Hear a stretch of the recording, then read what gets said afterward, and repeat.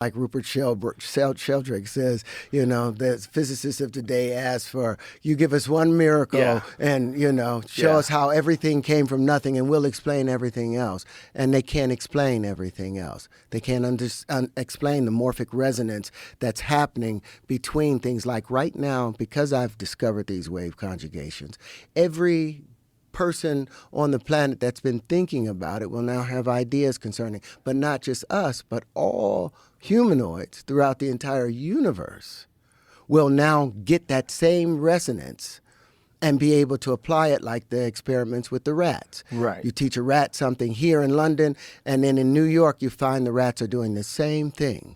Right. Spontaneously, because of the morphic resonance, because we are all connected on this ether, and that waveform that's the consciousness. We are all just one great being. Yeah.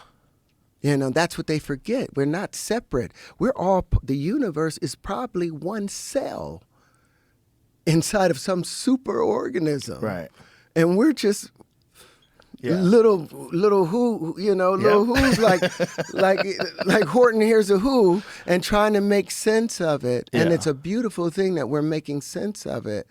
But everything is just one great being. We're all God. That's what Jesus was talking about. That's what Buddha was talking about. It's recognizing the divinity in you. What I did as a child, I said, I'm going to, instead of waiting for the Messiah to show up, what if everybody picked up their torture stake and behaved and did the things that they had expected the Messiah to do? What if everybody just for one day walked around and behaved as if they were God himself and did the things that they would expect the Creator? And we know God can't just be a male, because no man can produce a child without a female. Everything in the universe, as above, so below, like Billy Carson always talks about. You can't, everything has an equal and opposite. It has to mate. Mating is a big part of what we do. The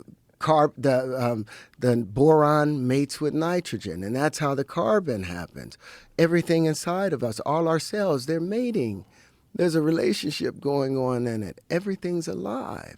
There is no death, but that the Bible talked about a mechanistic world. God took dirt and blew into it the breath of life, and it came to life. But if you look at the Brownian effect, what is breathing? Going from positive to negative.